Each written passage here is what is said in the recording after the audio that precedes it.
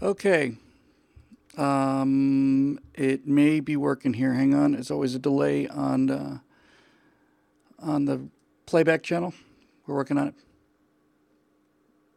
It looks like it's live. It's looking like it's live.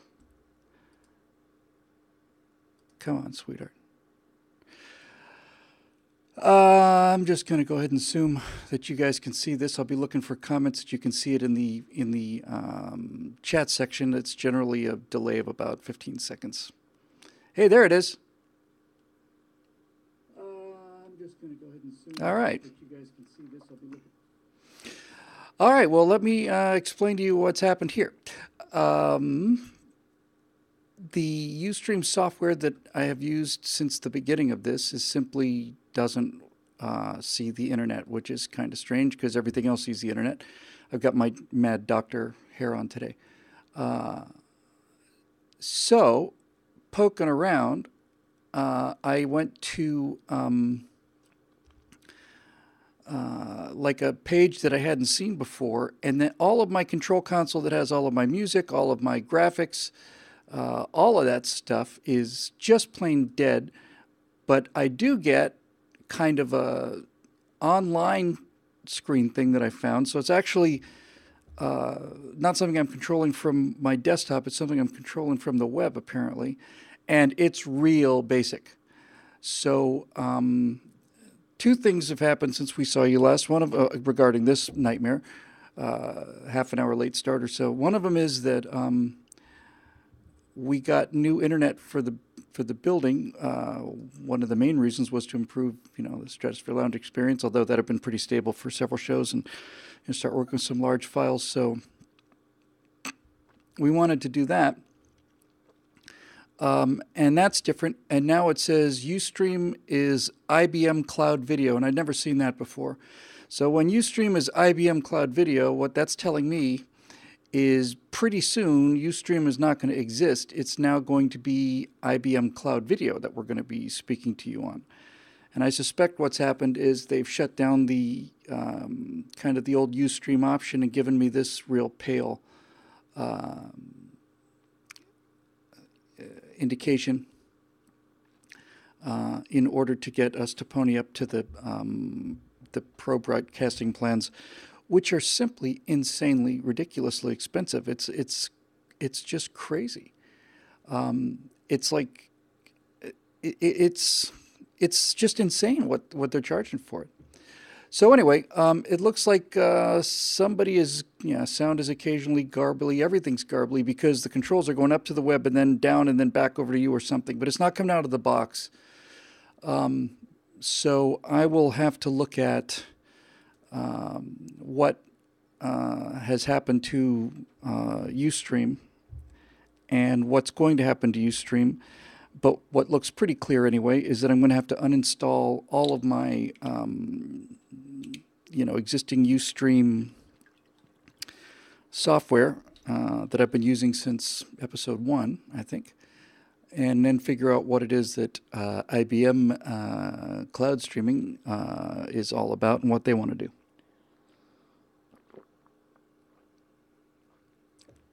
In any event, perseverance pays off. I'm awful sorry about that super late start. It's blocky and choppy and all the rest of this nonsense, but there's not much I can do about that. And lip syncs out by about a half a second. Fantastic. I suspect that probably what I'll do, it's like $99 a month, Victoria, for this, which I'm happy to pay. But the problem is it's $99 a month for a certain number of viewers, as I recall. And when you get beyond that number, they start charging you by the viewer hour. Now, given that it's the Stratosphere Lounge, I guess I shouldn't be too concerned about having to pay by the viewer hour. But nevertheless, it's still an open-ended kind of thing. So here's what we'll do. How about if we do kind of a short show today? And I am going to... I've got an appointment tomorrow at 4, but I'm going to try and be out of that as early as I can, spend the day working on this. So how about if we do just kind of a short one today, and then I will come back, spend the day tomorrow on trying to solve this, and we'll do another show tomorrow night. We'll get 2 for the price of 1 on account of this awfulness. Go back to 35 millimeter film, exactly. Yes. So anyway, sorry about the rocky start. Hope everybody's doing well. And I had some things to show you, but I can't because I can't upload anything. I've got no controls for music, video, stills, nothing. It's just a flat little box that says turn it on and turn it off, basically. So hopefully we can come back with this tomorrow. But it's been a while, so I'm actually obviously glad to be here. And as I say, we'll be doing. Ustream's been on IBM for 2 years. Is that right, David Wellman? Well, maybe I just didn't catch it. In any event, it must be the new internet connection. That's the only other thing that's changed since then. We got uh, a new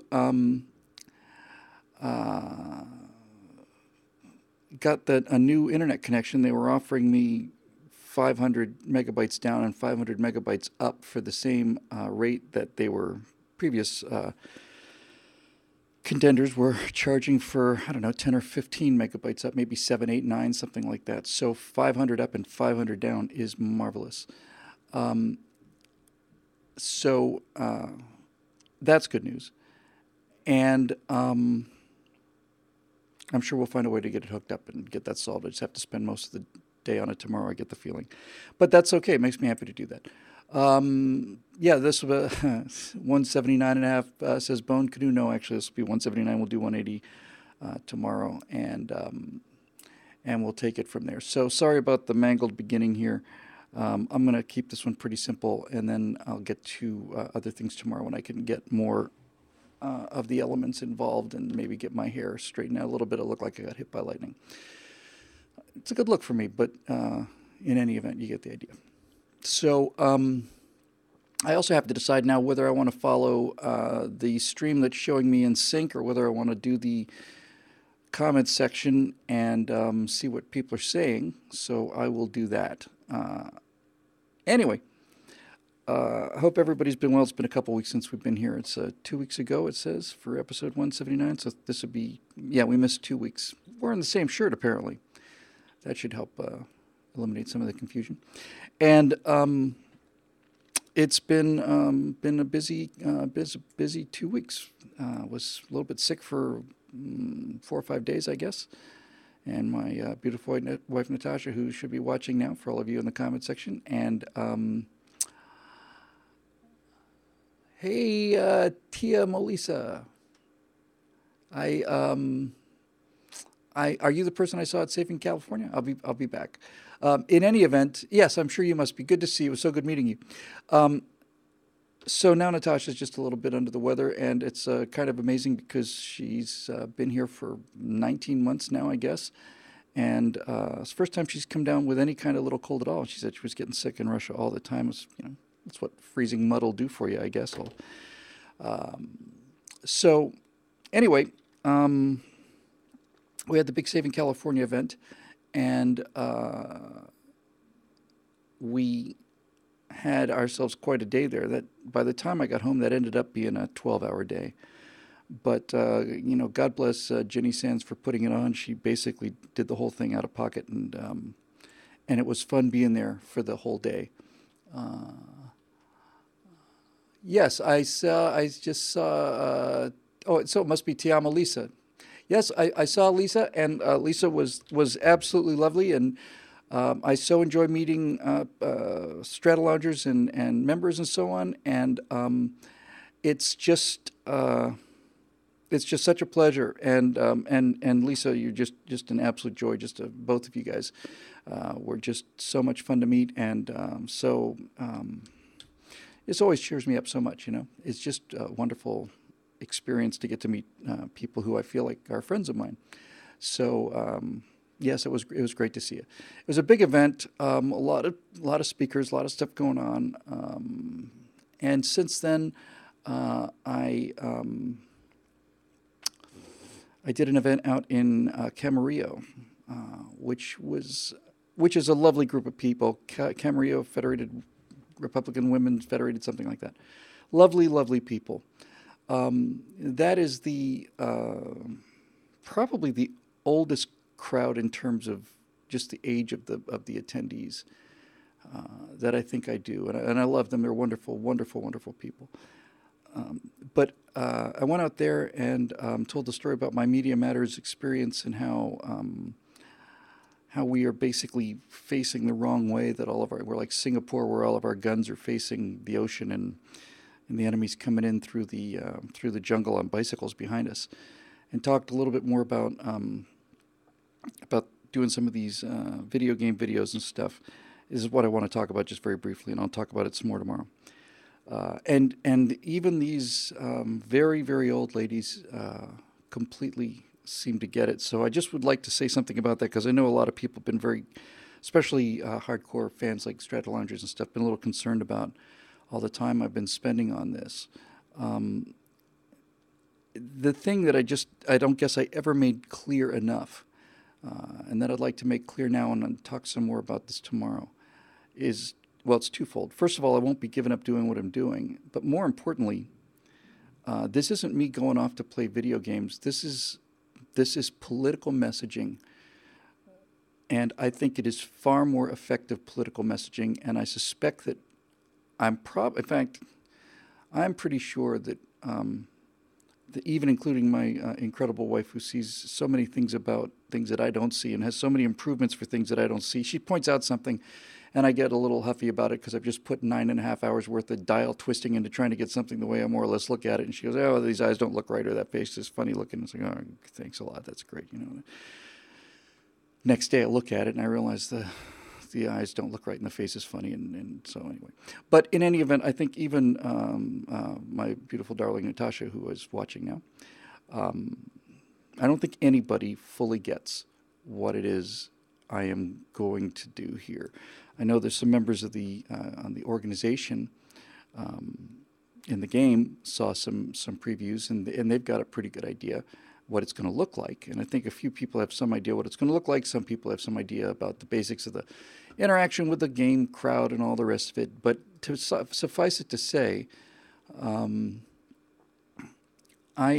mean this in the best possible way. I really genuinely do. I don't want to be misunderstood about this by any of the many people who care so much about me and who love me so much and who I love back, certainly all of them.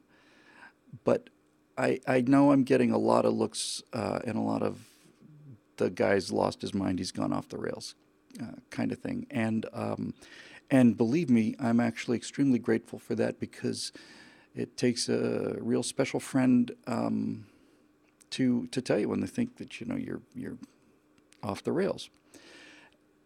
And I don't know how to explain this other than to say that there have been 2 or 3 times in my life where I have felt a pull, and the pull got greater and greater and greater until it became irresistible. And at that point, I just basically gave into it. And so far, I'm what is it? Did I say twice? Maybe 2, 3 times. I'm 2 out of 2 or 3 out of 3. It's kind of an interesting thing. I've got a couple of fundraisers set up. I'm going to try and get the money to do 3 of these as demos, because I think if I can do 3 demos, even if I can do 1 demo, people will understand why I've been feeling so strongly about this, why I've dedicated so much time to it. It's just simply, I'm looking at the reality of the situation on the ground here. And I'm speaking to you now as friends, and to those of you who are as members, I'm speaking to you as I might speak to at a stockholders meeting. But let me give you the sort of the uber picture here. Sometimes things come to me, and when they come to me very strongly in such a way I don't even I don't understand it, that's usually a sign of something important.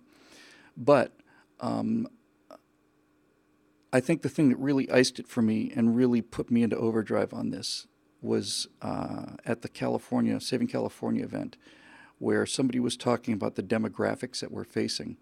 And they showed an electoral map of the United States. And basically, it showed what the country would look like in a presidential election if the vote was tomorrow and only millennials voted. And the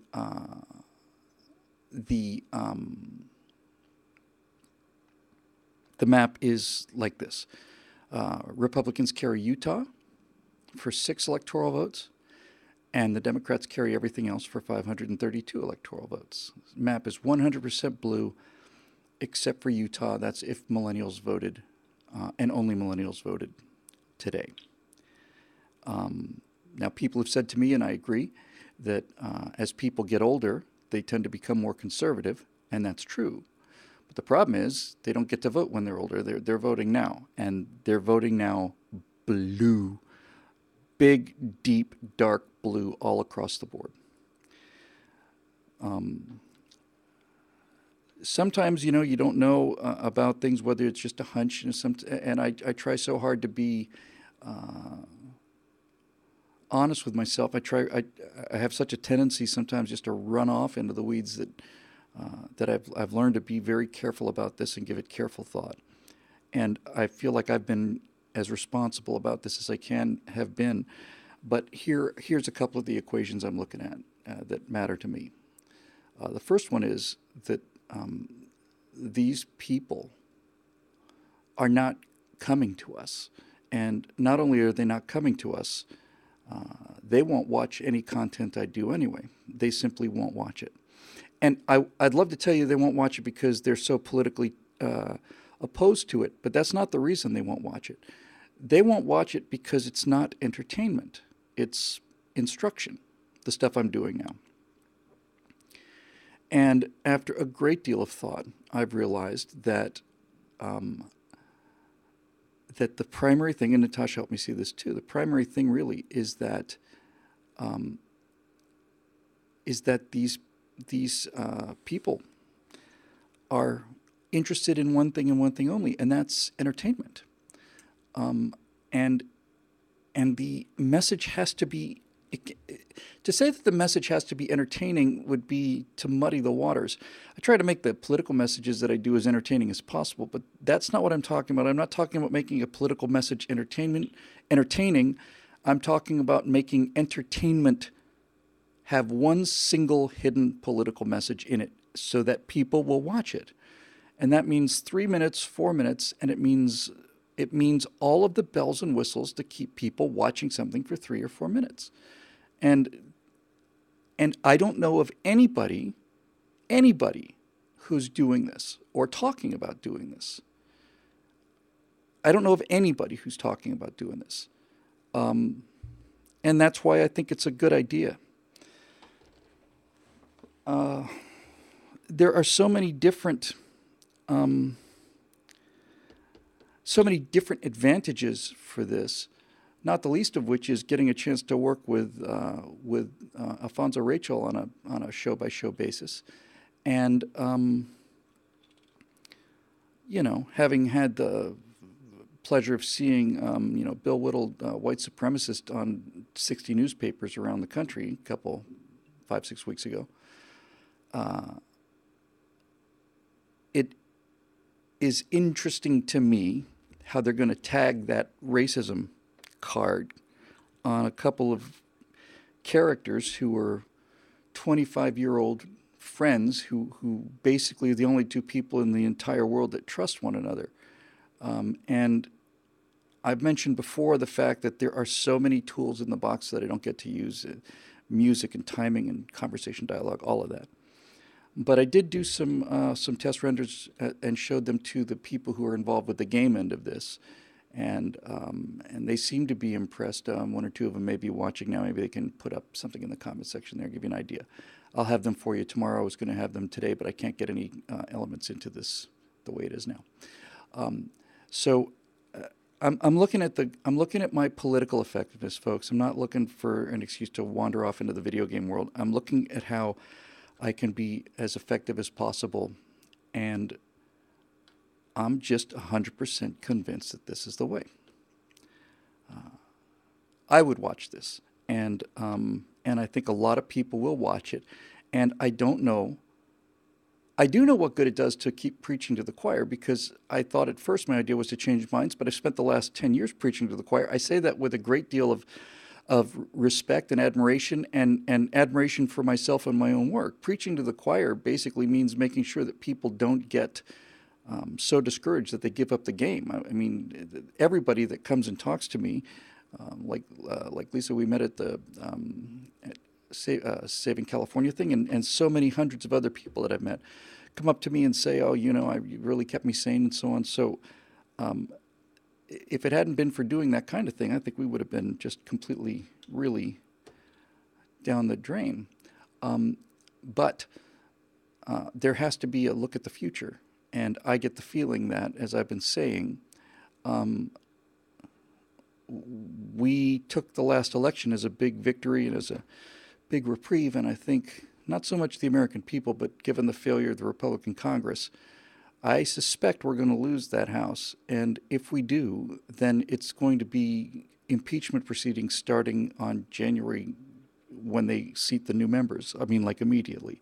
That doesn't mean it's going to succeed, but they're going to be instituted if the Democrats get enough of a House to do it. So I'm looking at the I'm looking at the map, and I'm asking myself, what can I do to do the most good to try and save this country as much as I can? And looking at the map, which is solid blue for people of an age group that are not being spoken to by us at all, I need a mask. I need cover. I also want to be clear on this. I'm not talking about keeping this secret because you can't keep it secret, but I'm certainly not going to make it public.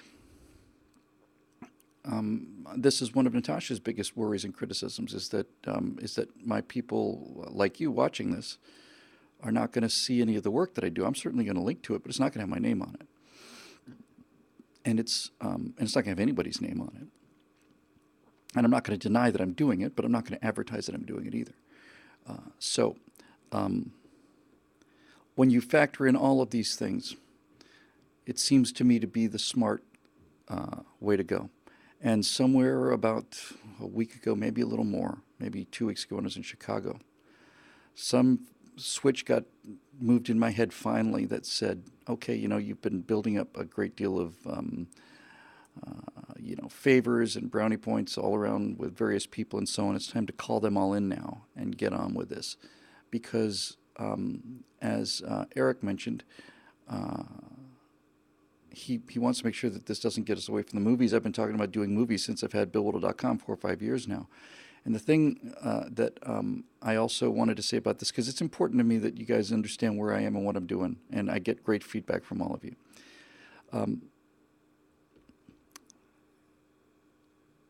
Somebody had pointed out that more and more movies are being made that are basically largely CG things. 300 is a great example, and that was, I want to say, 2009. It's basically a bunch of sweaty guys in leather bikinis standing in front of a green screen. But I really like that movie quite a lot. Not for the reasons I mentioned just a few seconds ago. I just thought it was a good movie about courage and so on. But not only are the world of movies moving into the world of things like motion capture and so on, but as the software continues to improve, and it's improving as always exponentially, we are reaching the point now where putting a footprint down allows us to begin to branch out into doing serious work. In order to get the money I need to do Big Bad Problems, which is still top of my list, I'm going to need a card to play in addition to my political card. It's not a huge budget. I'm pretty sure I can get it. But what would make it much easier would be for me to be able to say, here is strictly entertainment movie stuff. This is what I can do in the world of entertainment as a writer-director, and then I think that'll probably ice it. So I don't want anybody to think it's the end of firewalls or anything like that. But it has consumed an awful lot of my time, and it continues to do so. And things will improve when I raise the budget for the 3 demos, because then I'll be able to hire people to do the things that I've been learning on my own, basically. And Dave Wellman says, "Who needs actors anymore?" And you know, the truth of it, Dave, is pretty much that. We're at the point now. The people that I showed some of these latest stills to, which have come a long way since when I started talking about this back in June, I want to say, but still way short of what a good professional could do in very, very little time. But given the number of things I've done in movies, from writing scripts to helping distribute them, I've done every single aspect of it. I've even done sound recording and things that, way out there for me. But the one thing I've never been able to do was I've cast actors many. Excuse me, that word actors chokes in my throat every time. I've cast actors many times, but I've never been able to create actors. And I created 5 of them. I just sat down and played with the dials. And hey, Eric, I don't know anything about Bloomhouse Productions. Sorry to interrupt. Can you send me an email to info@billwhittle.com and give me some kind of heads up on them? I'd love to follow up on it. Okay, so basically what I'm saying is I've never had a chance to actually create actors before, but I did. I created 5 of them, and I showed them to Steve and Scott, and they said, "Are there backstories on these people?"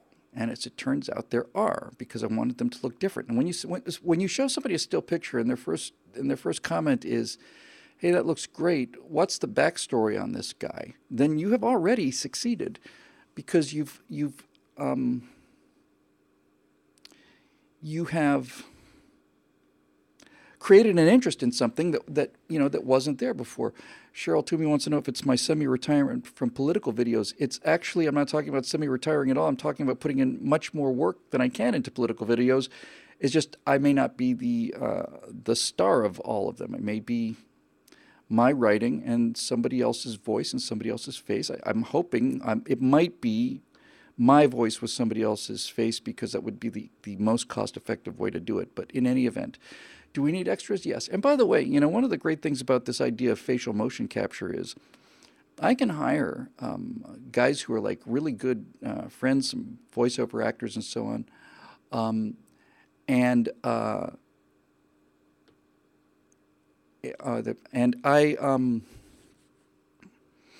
using motion capture, you can have a guy who's 58 years old and 320 pounds. All of his facial performance is mapped onto a guy who's 6'7" and 38 years old, and all the rest of it. So it is a tremendous amount of power and flexibility.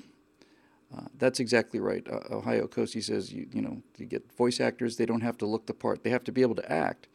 And this is maybe just one more thing I'd like to just throw in.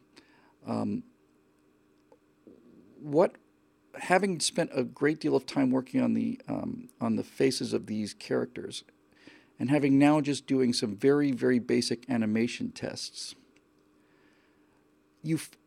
I started in computer graphics. I had a computer graphics business starting in 1992 or 1993. I had 3D Studio Max version 2, which I bought as a pirate edition. I had to meet a guy after 4 phone calls. I met him in his basement. It was like a drug deal, and he gave me something like, no exaggeration, I want to say it was 45, 46 little 1 megabyte floppy disks. And so I've been doing this for a while, and I've done some character animation back in the mid-90s. And having done some hand animating of things like characters' faces and walks and looks around and stuff, none of this would be feasible at all without motion capture. And I can get a motion capture set for 2 people for probably $3,000. So just again, I know I'm off in the weeds here, but it's just sometimes I need to talk about these things. So let me tell you basically what that looks like. It's probably best to imagine me writing scripts with either my voice or somebody else's voice, but basically it's me. It's me and it's my political voice. In a world that has so much flash around it, it's got so much eye candy around it, that it's interesting and it grabs the attention of young people. But it's still me. And if I do it the way I'd like to do it, when you watch this character speak and move if I make the final decision for it to be my face on the lead, and certainly my massively overblown ego is telling me that's the way to go. What you would get is you would basically see a character that doesn't really look much like me, although a little tiny bit like me maybe. But when you hear and see the finished rendered recording, you'll find that all of the facial expressions, all of the movements are mine. I mean, there are some people who are mocap actors who can change all of those things, but basically, you would see a scene where I'm standing in a frickin' hangar deck surrounded by moving starfighters and stuff, and I'm having a conversation with Alfonso Rachel, and it would look like me. It would my mannerisms would be mapped onto that character because of the mocap, and the same for Zoe. And this is a way for us to get our political message into the heads of people who need to see it. Because again, I know I'm just blathering about this, but I know there are a lot of people that really are concerned about this, and I'm doing everything I can to try to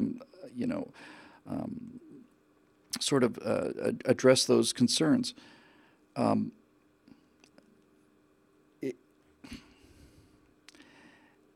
where was I going with this? Oh, it flew right out of my head. It'll come back.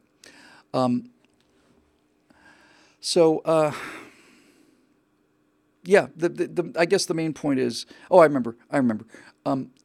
The hook on the sale for when I'm out there trying to raise money for this is simply this. Here's the electoral map of America, how millennials would vote today. It's all blue except for Utah.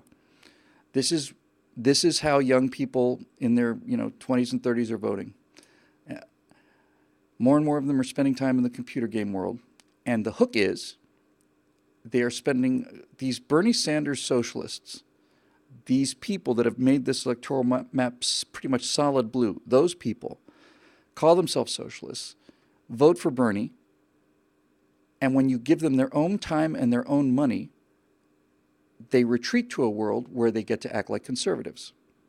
And that means they live in these virtual worlds and they make money and they arm themselves to the teeth. And if we don't take advantage of the fact that this entire blue generation is only blue because they're told they should be blue, but when you leave them alone, they retreat into a world where they can be blood red, pardon the expression. If we don't take advantage of that dichotomy between what they say and what they do, then we don't deserve a future for this country. It is the biggest lever that I've ever seen in terms of possibilities. It is such an enormous lever because there's no better way to get people to change the way they think about themselves than to confront them with their own behaviors. And maybe known miscreant Matt Lloyd is watching, or loudmouth fighter pilot Viper Check, one of those two guys. But I think the term that they used is grinding. I'm not sure about that. I think that was the term. In other words, in a video game, there may be a way to make some money. Even in something that I don't particularly care for, like Minecraft, you just walk around the landscape and just start chopping up the landscape until you get these things, and it basically is building money. And folks, it's a very strange thing, but it's so compelling to go out there and spend time making virtual money to buy virtual things. But when you realize, hey, I can just hop on my spaceship, make a trip out here to Deacon's Research Station, buy some pharmaceuticals, bring them back here and sell them, and basically double my money, it's very compelling. And I bring this up only to say this. When they call it grinding, I think, because, grind. They call it a grind because it's work. It's just, I'm going to fly from here to there, here to there. All I'm going to do is get in and fly from here to there, sell stuff here, pick up stuff, bring it back, sell it, make some money, go back, buy more stuff, take it over here, sell it, make more money, and do this. It's not terribly fun in a sense, but it's very addictive. And so here's the point.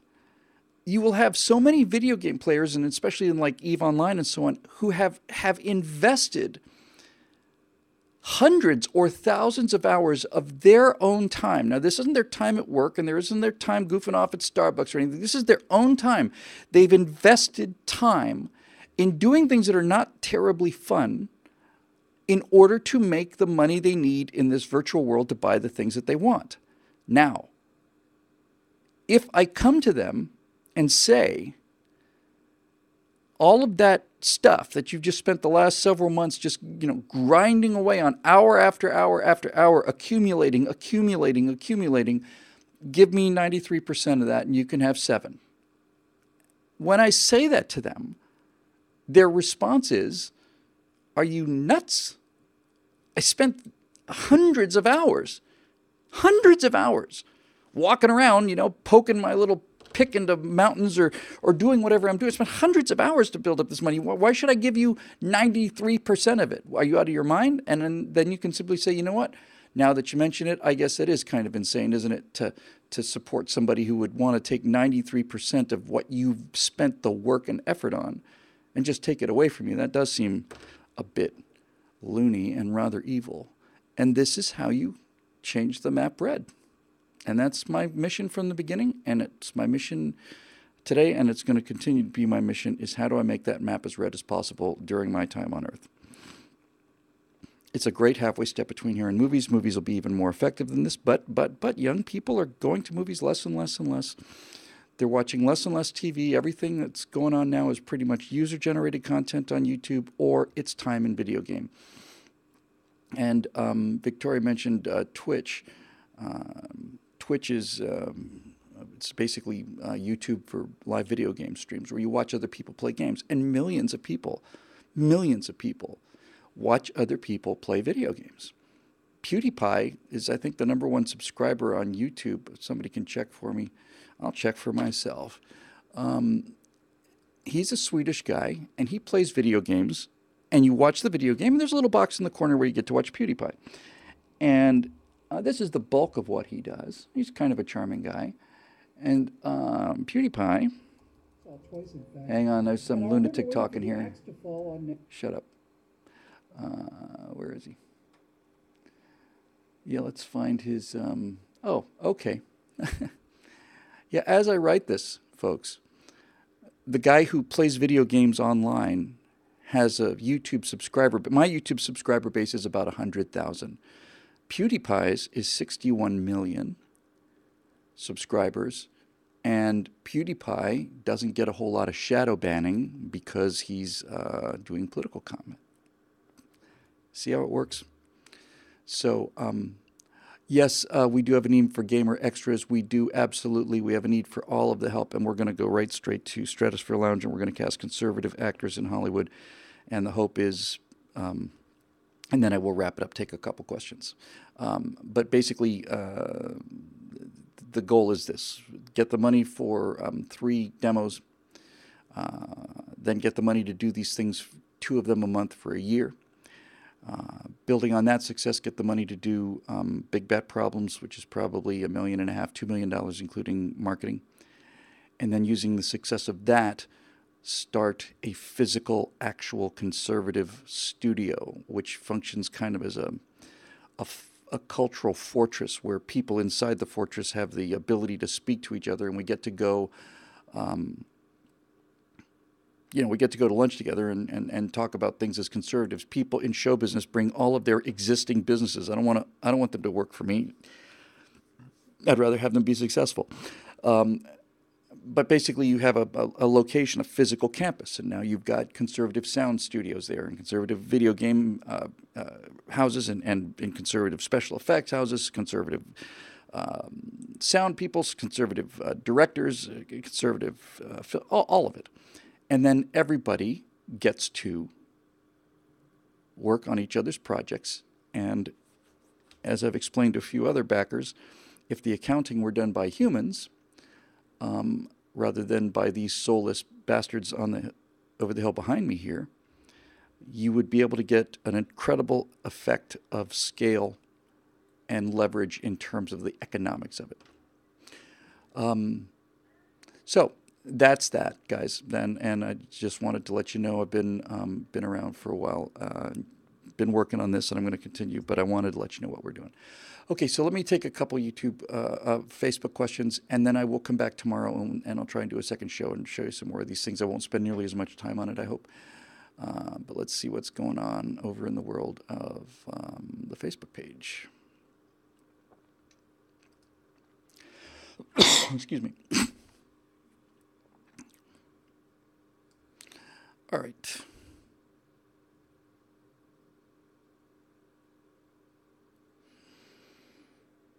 All right, I've got a couple here. We'll do maybe three if that's okay, and then, like I say, I'll come back tomorrow. And are these in order of ranking? They seem to be. Oh, look, they've changed Facebook again. I do have to say this looks a little nicer, though. So the first question is from Steve Darrow, and he asks, conservatives are proponents of school vouchers and for-profit schools, but I believe that there would have to be some standard a school must meet to be accredited. What subject mastery would you consider the minimum for a student to be considered a high school graduate? That's a really good question. Um, I'll tell you, Steve, given the quality of public education today, no offense to the teachers out there who've been fighting against this whole time, but what it's become, I think anybody who watched and understood Ken Burns' Civil War documentary would be a history graduate as far as I'm concerned.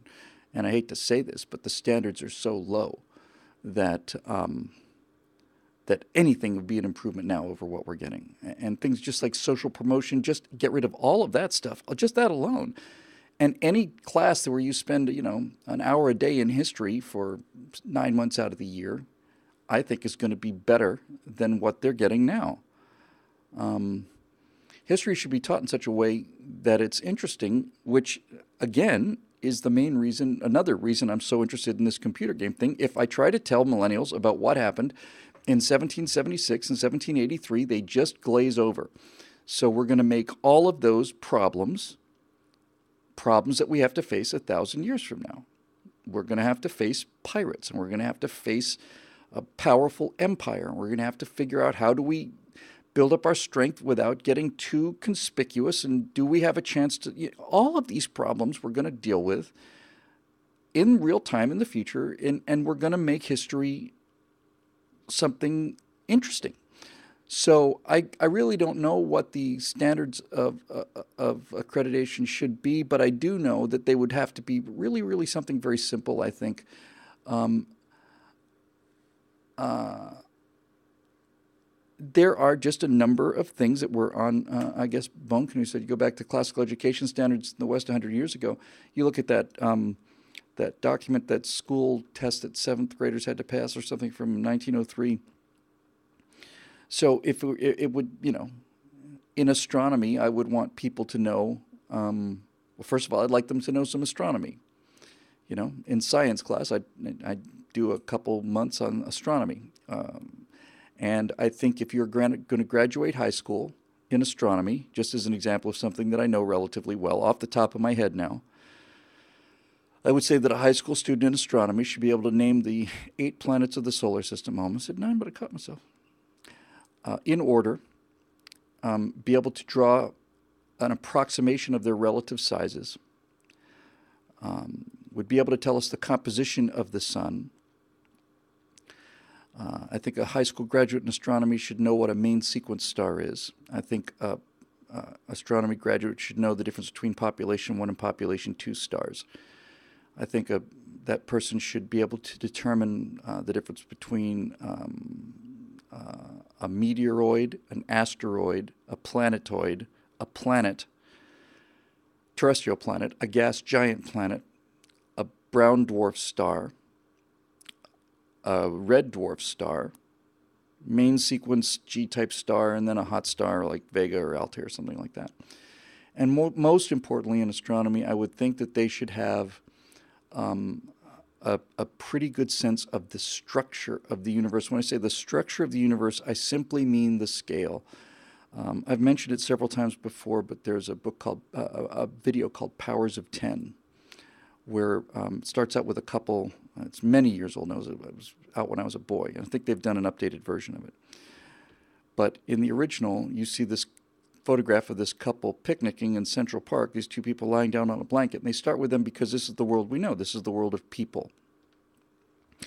And it starts to head up into the sky. In other words, starts to zoom out. And around them you see a box, and that box is a 1 meter box, and all of them are able to sit inside this 1 meter box. And you continue to pull out. Now there's a 10 meter square box, and that's just basically the immediate area. Now there's a 100 square meter box. That's about the size of a football field of four equal sizes. And as the camera continues to pull out, these boxes they just continue to shrink, and every box is another power of 10. So I would like to be able to say that a high school student in astronomy, just as one example, should be able to do what I was challenged to do on one of my flight exams for my pilot rating. And that is look at a chart of the airspace of Los Angeles, for example, and he pointed to a spot on the map with his pencil and says, tell me about the airspace as you continue to go vertically up off of that map. And I thought, oh, awesome. Okay, so on the ground here, it's class Echo airspace. It's not uncontrolled like G, but it's class Echo. And then as I get higher, I'm underneath the class Charlie of Burbank Airport, and as we get higher, I'm into the class Bravo of LAX, and above that I'm at Alpha airspace all the way up to 60,000 feet, and above that I'm in uncontrolled airspace again. That kind of thing. So a high school graduate should be able to say, if I say to him or her, describe what would happen if you were to just go straight up into the air right now and just keep going. I would see the planet Earth. It's about 8,000 miles across, and I would continue to move away, and the moon, which is about a sixth of that size, maybe something like that, but very much further away than people think. So now we have the Earth and the Moon, and as we continue to go up, we can see that they're in orbit around the Sun, and here's the Sun, Mercury, Venus, Earth, Moon, Mars, Jupiter, Saturn, Uranus, Neptune, and so on. And as these things continue to shrink, they're now just the Solar System, and shrinks and shrinks and shrinks because they're nothing but nothing but nothing, and shrinks. And then finally we see Alpha Centauri start to come in. And then as we continue to zoom out, we start to see the 7 or 8, 10 stars in the immediate local group. And as we continue to zoom out, we begin to see the structure of this particular arm of the galaxy. And as we zoom out some more, we see the structure of the Milky Way galaxy. And we zoom, zoom, zoom, zoom. And then we see the Magellanic Clouds, which are orbiting our galaxy. And then we zoom, zoom, zoom. And there's Andromeda, the biggest galaxy in our local group of galaxies, and then we zoom out some more, and then we see it's a cluster of galaxies, and then we get to the general overall structure of the universe. I actually think that everybody who graduates high school should have some fundamental knowledge of how these things work. What is the universe structure? Where do I live in it? What is my relative size? And I live in a city where, among the many ongoing tragedies of what progressives have done to everything, I live in a city where I guarantee you there are 1 million people who live within 10 or 15 miles of the Pacific Ocean, and they've never seen the Pacific Ocean. There are significant numbers of people in the city that I live in who've never been on an airplane. And I think what I would like to do is I would like to get it to a place where no matter how poor you are, that given a choice between getting a new pair of track shoes or taking a flight to San Francisco and back, I cannot imagine having my imagination so stunted that I could live in a world where jet aircraft are passing over me every day, and I've never had the experience and never want to have the experience. I took a ride in 1973. It cost a lot of money when I was working at the planetarium. My first paycheck was $32. It was before the airlines were deregulated. There was a voyage to, I want to say, is it Santa Cruz? No, I forget the island where Columbus first landed. Veracruz, I want to say, maybe. I don't know. In any event, it was the 300th anniversary or 400th or whatever.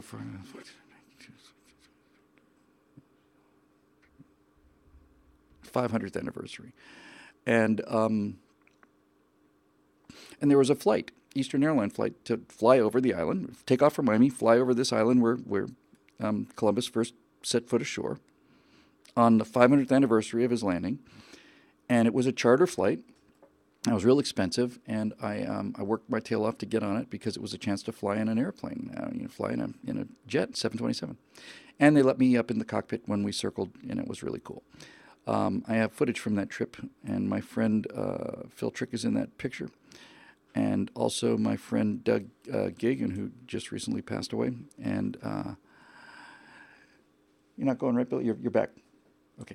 And Doug is wearing a pair of triple knit polyester slacks that have a imprint that look like the kind of things that you use for ceiling tiles from the days of tin pressed indoor roofs.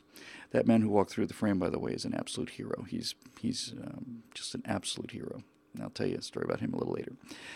Anyway, so that's what I would say in terms of the kind of thing I'm thinking of, Steve. Wow, look at that, Steve Darrow again. But first we go to Chris Taylor. Chris Taylor, Pepsi became a major brand by marketing heavily to children, expecting that kids who drink Pepsi would become adults and parents who drink Pepsi. With that in mind, should Bill Whittle have a presence on Roblox? The future king of social media? Well, Chris, I imagine Bill should have a presence on Roblox because Bill doesn't know what Roblox is. So there you go. Let's see what Roblox is.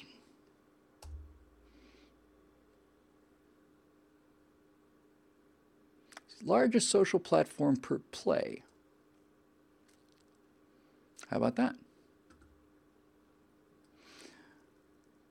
Okay, then.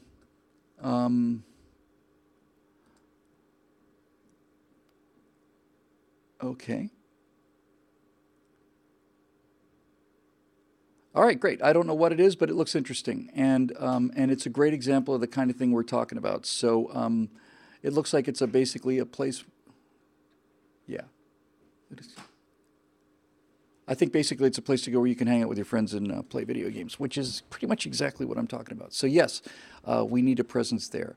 And look, like I said before, no one's doing this.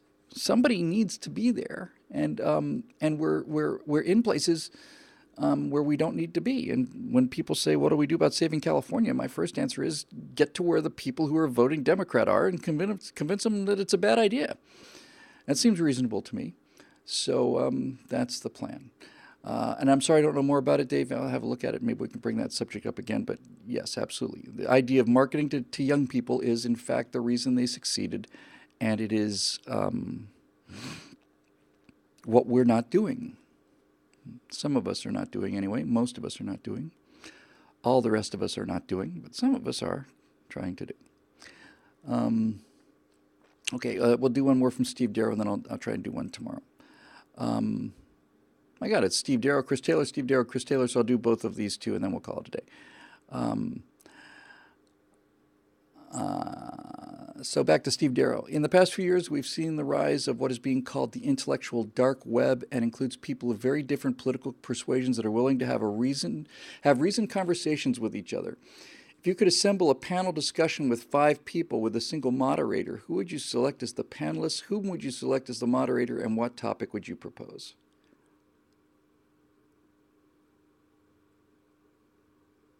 A great question. Well, I don't know who I'd select as the moderator, but it wouldn't be me, but I would like to be one of the panelists. And I think I think my subject would be, this is a profound question, Steve. And so let me answer you as best I can here. When people talk about the dark intellectual web, there are some exceedingly unpleasant people out there. And so, again, I'm always careful about what I say, but lately I've been extra special careful about what I say. Among the people that are out there that interests me is a small group of people that would call themselves alt-right people. However, I have I have watched a few things that they've done, and I'm convinced that much of this racism that they're broadcasting is in fact trolling, and I'm quite sure about this. Um, I really think if I again this is an area that's that's relatively new to me, but I think very important. Um, I think what's going on is that there is an entire subculture of people who wouldn't call themselves conservative, but who definitely despise the whole progressive idea and who have nothing but contempt for the whole social justice warrior movement. And I'll give you an example of why I believe this is so much of this is trolling, although you have to be careful because you don't want to end up with actual genuine racists or Nazis. I suspect there's exceedingly few of those. Um, I think most of it is trolling, and I'll tell you why. One of the people one of the groups of people that I find very interesting is 4chan. 4chan is a group of exceedingly bright people who are, they're not playing computer games. The entire internet is the game for them. The intersection between the internet and the real world is the game for 4chan. 4chan describe themselves as weaponized autism, and I think that's exactly perfect. I mentioned him before. There's an internet channel on YouTube, a YouTube channel you need to go and see. Many of you won't get it, but some of you will. And it's called Internet Historian. And Internet Historian deals with many of the activities of 4chan. And many of these activities I am so completely on board with and agree that it makes me actually on some level relieved that there's such an enormous pool of of absolute genius. I'm not talking about just smart people. I'm talking about weaponized autism genius that's out there in 4chan. So let me tell you what I think about the trolling thing. Is people say 4chan is so racist, and the racist stuff is everywhere on 4chan. But as an example, 4chan got involved by manipulating. They like to manipulate the web. They like to manipulate behavior, and I think yeah, Pepe the Frog is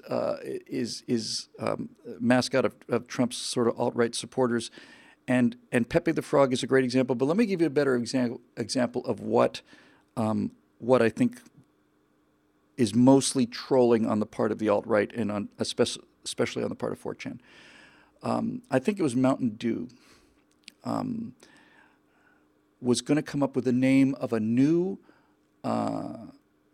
brand of Mountain Dew, a new flavor. And I think it was kind of like a sour apple kind of thing. I don't know. But it was a new Mountain Dew. And Mountain Dew decided that they would have the people, the internet, would name this new Mountain Dew drink. They would have a contest, and the name with the most votes was going to be the official name of the new Mountain Dew flavor. And because of Mountain Dew making this challenge, and because 4chan decided to get involved with it, it turned out that the number one flavor for Mountain Dew is called Hitler Did Nothing Wrong. That's the name of the new flavor. Hitler Did Nothing Wrong is the name of the new Mountain Dew drink based on people's responses to the internet poll. In the same way that when the British Navy, Royal Navy, and somebody who's not a sailor decided that they were going to have one of the British Navy's new ships named by the British people on the internet, and the name of the ship turned out to be HMS Boaty McBoatface. Now that is playing around, and I simply cannot imagine that the entire campaign to make Mountain Dew's new flavor be called Hitler Did Nothing Wrong, that is not, to me, the work of serious racists. Racists aren't that smart, to be honest with you. I just don't think racists have the brain horsepower to do this. Um, Bodie McBoat, whatever. Sorry. Um, I don't think they're smart enough. You have to be rather dim to be a racist, actually. And that's been my experience with the few that I see on TV. I don't believe I've ever met an actual racist face to face. Um, so, a fair amount of what's going on is doing what Donald Trump seems to do, which is basically poking these people in the eye, intentionally poking the left in the eye. And I just love it. And of all the things I've seen on the internet, I think the thing, and this is quite a big statement, but I think that of all the things that I've seen on the internet, in fact, of all the things that I've seen really the human mind do, I'm really almost sure I believe this. Even I'm even putting maybe even the moon landing into this pot, because to me it was such an astonishing pieces of just sheer intellectual horsepower, just raw intelligence at work. Were two things that I saw on Internet Historian and having to do with 4chan. The first thing I saw was how the person who beat up the Antifa coward who beat Trump supporters up with a bike lock a year or two ago at Milo events or whatever. There was constant scuffles with Antifa and pro-Trump people. But there was one guy who came forward out of the crowd, and he had on his black hat, his black thing, black everything, black. All you could see was his slits of his eyes, basically. He stepped forward with a bike lock and bashed this guy over the head. And the guy was okay, but I mean, he's bleeding pretty heavily. You don't want to get bashed over the head with a bike lock. It's assault with a deadly weapon. And there was no way to tell who this guy was, obviously, because all you could see was his eyes. And there's just a couple of, frames of, kind of video that's sort of, ragged. And how you ever going to tell, who that guy was? Well, the problem was picked up by these geniuses at 4chan. And they're not only, I call them geniuses because first of all, they have to have the intelligence to understand that this problem is solvable in some way. And so what they did was, how are we going to find out who this person was? And I'm paraphrasing here because I've only seen it once or twice and it's been a while, but essentially what they did was they looked around and they found out, okay, are there any faces here that we do recognize? And they found some of these faces and they put those into Google image search and found out what their Facebook pages were and started to draw connections and so on. Then they found there was a picture of this guy in the background standing someplace and he's holding on to like a Starbucks coffee cup, something like that. They just caught a frame of him in somebody else's video, some other place where he's in the background's way over there, but he's holding a Starbucks coffee cup. And they say, okay, so that's a certain size Starbucks coffee cup, and they measured a real Starbucks coffee cup, and they found out the thing is 7.5 inches tall, whatever. And they say, if that's how big the coffee cup is, this guy has to be about 5'11", between 5'10" and 6 foot, whatever the numbers were, right? But they were able to look at this and determine this guy's relative height. And I'm already just completely hooked on this.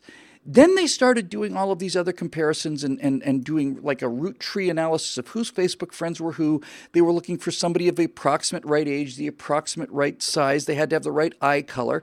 They started to narrow it down, and then somebody had a breakthrough somewhere and said, what about this guy?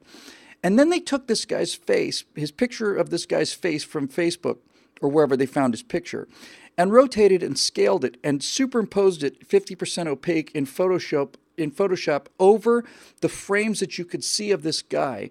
And it turns out that the eyes and the facial structure matched exactly with the guy behind the mask. So then they looked deeper into this guy, and they found out that this guy was in fact a member of Antifa, that he was in that neighborhood, all of it. They found the guy, and they reported him to the FBI, and he was arrested. And I was simply blown away by this. God, that's brilliant. But it pales in comparison with the other thing that they've done as an ongoing basis.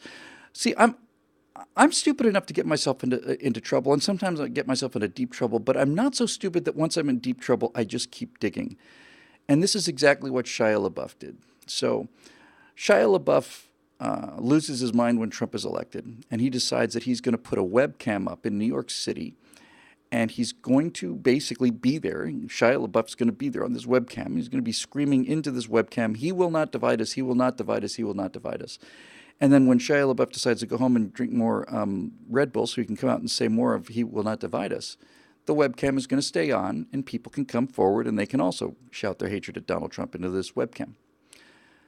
So this goes on for a couple days. Then Trump supporters and 4chan figures out that this webcam is on.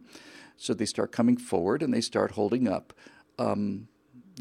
praise Keck signs and all of this, pro-Trump stuff. And LaBeouf gets so, he's really kind of very demented. He loses his mind. And so they have co-opted his anti-Trump artistic piece into a pro-Trump platform. So LaBeouf shuts down the webcam and opens it up someplace else. And in a short period of time, these guys are able to figure out where that is, and they do it again. Now, there's a couple steps in between that step and the step I'm about to talk about, because it's the one I remember rather well. So Shia LaBeouf's already lost to these guys 3 or 4 times, but he's decided he's going to go to war with them because he's convinced they're Nazis. I'm convinced they're just poking him in the eye, but whatever. And the one story that's on Internet Historian that just simply blew my mind was, so LaBeouf comes back, and he's got a flag flying that says, "We will not divide us." It's a white flag, says, "We will not divide us." It's on a flagpole, and it's out in the country. It's in the middle of the country. And nobody knows where it is. And there's no way to know where it is. It's simply a picture of a flagpole up against the sky. And I remember at this point in the narrative on Internet Historian, I said, well, there's simply no way that you can determine where a flag is by just looking at a pole up against the sky. It's just not possible. This is the genius of this weaponized autism. Nothing's impossible to these guys. That alone is amazing. So what they did was they started watching the feed of the flag. And a couple things happened immediately, and they were so simple that I was ashamed of myself immediately, just simply ashamed of myself. They didn't have the vision to understand that this was a solvable problem. And by the way, this is precisely the kind of thing that my brain is so terribly bad at. This microscopic dissection of things. I'm an assembler. If I'm anything, I'm a guy who puts ideas together. But breaking things down like this is just anathema to me. But here's what they did. They looked at the video. And the first thing they realized was, okay, sky's starting to get dark. Now it's dark. And again, I'm ashamed that I didn't even think of this. They said, well, it's dark, but it's only dark in the Eastern time. It's still sunlight right now in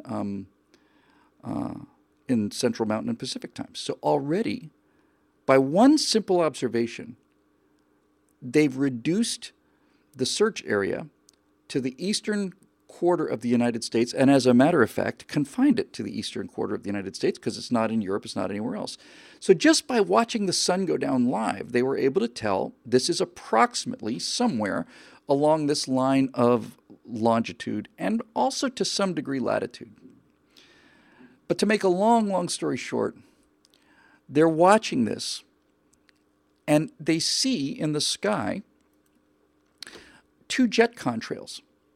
In the distance, way behind the flag, very high, just traces of these 2 jet contrails coming, 2 jets moving through the frame and leaving contrails. And since this is a live feed, these guys immediately start looking at the actual air traffic over America and trying to decide what 2 flights are close together, relatively close together, so on and so forth. Maybe on a slightly diverging path, they don't know what the angle is. But they are able to determine that they think that it is here in this general ballpark, within an area, let's say half the size of a state or something like that. A couple counties, several counties, a couple hundred miles across, something like that. So they say, we think it's here. And the proof that it's here will be that if it is here, we should see another contrail coming from this direction, going this way at precisely 2:16 p.m. Somewhere in there, it should enter the view. If we see a contrail going this way, we know it's the site because we can see that there's a jet coming in this direction, and so on. And sure enough, on the live feed, here comes the contrail from exactly the right direction and exactly the right place and the right time. And I'm at this point watching the story on Internet Historian. I'm just simply mouth open, just simply blown away by the genius of it. Well, they do some more things to get it narrowed down. I want to think it was out of memory. I think it was in Tennessee someplace. And as it turned out, the camera was also providing an audio feed, and you could hear the little birds chirping. So then these geniuses decided, we've got this thing down to a relatively small area. So they got somebody, or a bunch of people, maybe, to drive around that general area and beep their horns. And once they could hear the car beeping horn on the webcam feed, they got in touch with that person and say, "We can hear you now. Go a mile in a certain direction and beep it again." They'd go in a direction, beep it again, and got louder. I said, "Okay, that's closer." And by basically just asking, by doing this feedback, they just simply walked this person in, and the next thing you know, there's a flagpole out in the middle of a field in the middle of nowhere in Tennessee with a "He Will Not Divide Us" flag.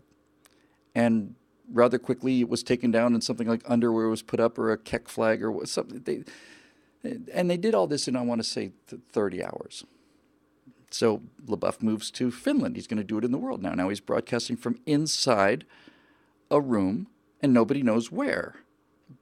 There's a live feed from inside a room. Nobody knows where. I gave it away by saying Finland. They didn't know where it was. They check it out. They find out the light patterns. They look at the reflections. They look at the patterns of the light on the wall. What kind of furniture is in there? And they figure it's in Finland.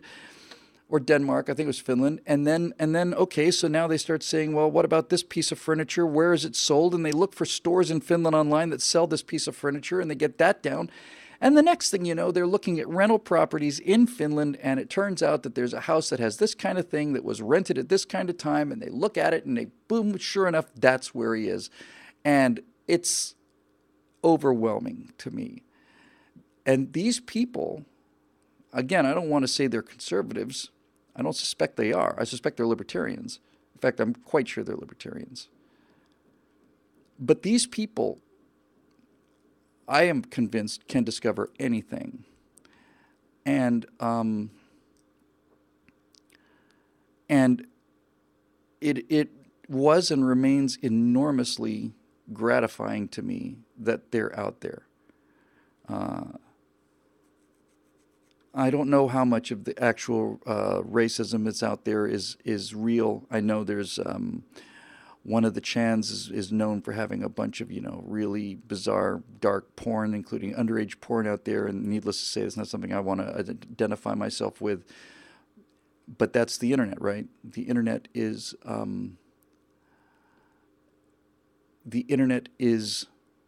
absolute freedom. It's absolute freedom in all of its forms.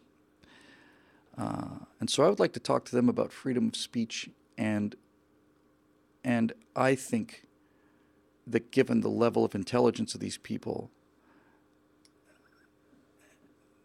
that they are maybe our best defense against this kind of, Google, Facebook, YouTube totalitarianism. So anyway. Yeah, that's really, really interesting to me. And I said I'd do one more. We'll do one more. Back to Chris Taylor again. Could you do more science and tech videos like the Wright brothers? My son had to do a project on the Wright brothers and was transfixed by that video. My son's name happens to be Charlie Taylor, the one who on the 7-Eleven was awesome too. Maybe they'd escape demonetization as well. I'd love to.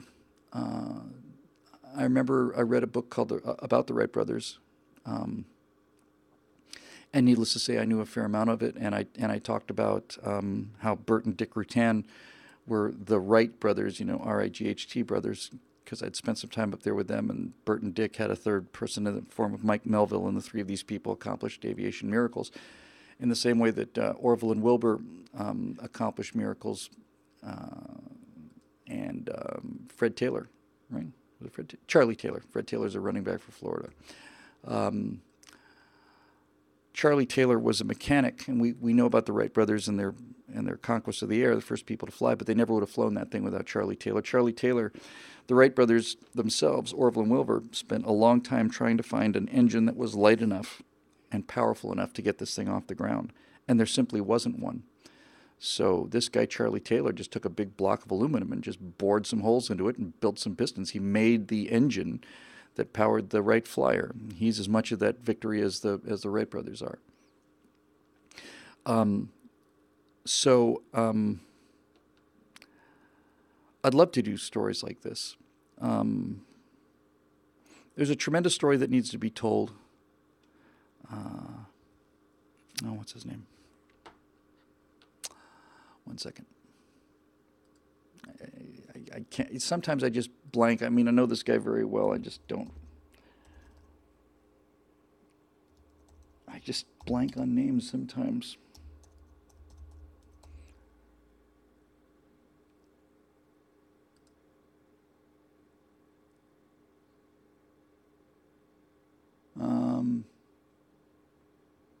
What the hell's the matter with me?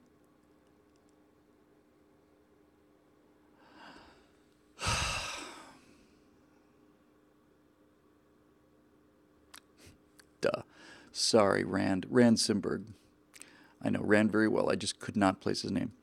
So here's a story that was mentioned by Rand Simberg that I think is really great kind of thing that you're talking about, needs to be told. And it's the story of the R100 and the R101. Make sure I get them right. I want to say...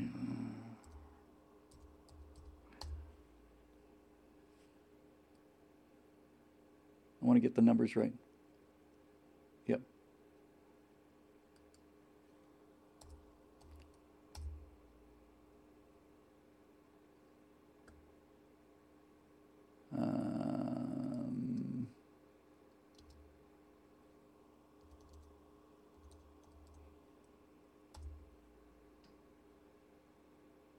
Yep. Okay, so here's the story. And it's a great story, and it deserves a whole in-depth piece. So I want to say this is after World War I, but we had basically, the Zeppelin technology from the Germans, and the British decided to build their own airships in the manner of a Zeppelin, like the Hindenburg. I want to say this preceded the Hindenburg, but I'm not 100% sure about that. In any event, they were going to build a ship, a dirigible, a big old Zeppelin-type airship. And for one reason or another, I don't remember how this happened, but they took the same design. Maybe they didn't have enough money for two of them or whatever. And one of them, the R100, was given to private enterprise to be built by private companies. And the R101 was constructed by the British government. And so basically, the R101 got all of the resources, and the R100 got none. And very much the same way that Langley got $10,000, which was a huge sum of money in or maybe it was more than that.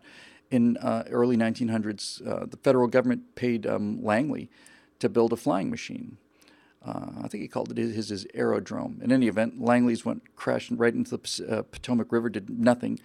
And he had all of these resources. The Wright brothers had nothing but their own minds and their own meager resources. They succeeded. Same thing with these two airships, and for the same reason. So the short form is, because the R100 was so short on resources, they had to substitute brain power for money.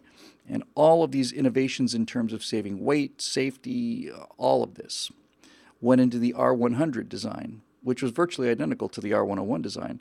The R101, having had unlimited funds from the British government, was gold-plated, overweight, exceedingly overweight, underpowered, and all the rest. The R101 maiden flight, I kind of want to say it was to India, I think. Launched a bit, great fanfare, because the R100 was the bastard child. That was the one that the private people were working on. Obviously, that's not going to work. But the big government airship was getting ready to fly, and they wanted to do a maiden flight to India. And the people on the crew of the R101 were not too fond of this idea because they knew that airship was a pig. But they did it anyway, so amid great fanfare, R101 takes off on its trip to India, and it doesn't make it out of France. I don't think it gets out of even Western France. The thing is so underpowered that and so heavy that it couldn't clear a simple line of relatively low hills. I mean, it might have been the Alps, the foothills of the Alps, but I don't think it was. I'm pretty sure it was just, low hills. And this thing just kept descending, descending. Finally, the R101 crashes, and I think everybody on board is killed, or almost everybody on board. And then the R100, the private enterprise thing, goes on and flies probably the most successful career of any rigid airship ever. And this is proof of something. It's another piece of evidence. And the story behind it is something I need to read up on, because telling that story is something I can do, and I think it's the kind of thing you're talking about. It's a kind of stuff that seems a little bit technical, but once you get to the human story underneath it, I think you're really getting somewhere. But anyway, thanks, Chris. So I will definitely get back, and I'll do something tomorrow night. I'll show some pictures and make up for this late start. And I've got a couple things to take care of here, and then, honey, I'm coming home.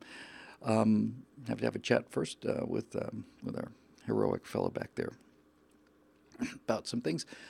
But that'll do it for the first episode of the Stratosphere Lounge that was not controlled by my Ustream software.